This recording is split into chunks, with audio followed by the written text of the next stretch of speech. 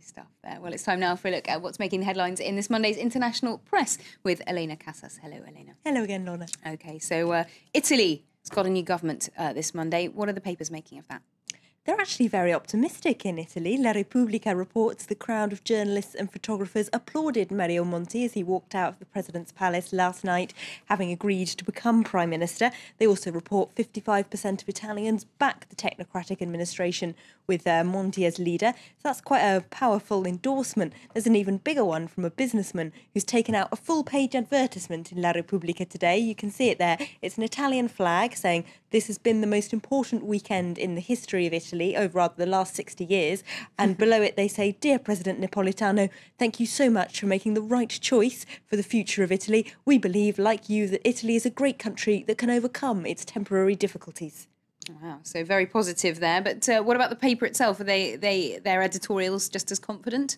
Well, yes, actually. If we look at Las Stampas, it's called Why Italy Can Do This. They talk about the economic benefits that Italy has, the products that like high fashion and high quality food that it can export all around the world, the fact that it attracts so many tourists. They say Italy actually has lots of economic advantages. Ordinary people and small businesses aren't that indebted, for example, and there's plenty of private wealth if only the government could work out how to tax it. So they can actually claw back from this, they say. There's some doubts, though, about this, a bit of tempered optimism in La Repubblica. They point out that whatever legislation Monti tries to pass, he's got to get most of Berlusconi's parliamentarians to vote for it. If we have a look at their cartoon, they've got one character there saying you'd have to be a bandit to try and sabotage Monti's government, and the other character's replying, well, there's plenty of those in Parliament.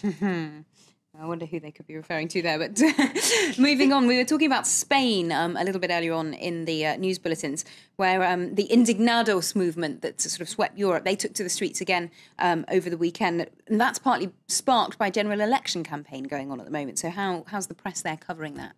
Well, let's have a look at El País. They say both candidates in the election have taken on Merkozy in recent speeches at the weekend.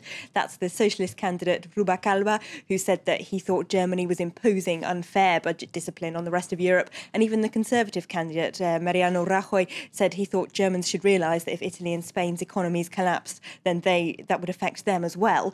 But the paper reports that while they're both trying to kind of pitch to the 73% apparently of Spaniards who say that the Indignados are doing the right thing, it's not really going down very well. Firstly, because both of those candidates say that they will impose tough austerity policies if they come to power, and also because the Indignados movement themselves are telling their supporters not to vote for either of them. They've got a plague on both your houses approach, so they're telling their supporters to vote for smaller parties like the Greens or the extreme left, and they're not impressed by the two main candidates in attempts to kind of win them round. The Socialist Party, on the one hand, is saying in speeches that they want to represent the Indignados, and on the other hand, they're passing decrees banning them from protesting in the streets, which the paper says proves that actually they're terrified. OK, well, another story that we've been covering in the news today, the Brazilian police invaded one of Rio's biggest favelas yesterday, and journalists there say that it's now safe for them to report from that slum for the first time in decades. Yes, if we have a look at the paper O Globo, they've got a piece written by a reporter who was shot and nearly killed in the Rosina favela way back in 1988. He's been afraid to go back ever since, as most journalists were, because the traffickers deliberately targeted journalists would shoot at them. Now he goes back, talks to the people, and he says they're happy the government has finally taken some control over their lives. They hope they can attract tourists now, and they're also thrilled, apparently, because the police has promised to install a cable TV connection. Lovely stuff. Just finally, The Guardian is having a look at the plight of lonely hearts in China.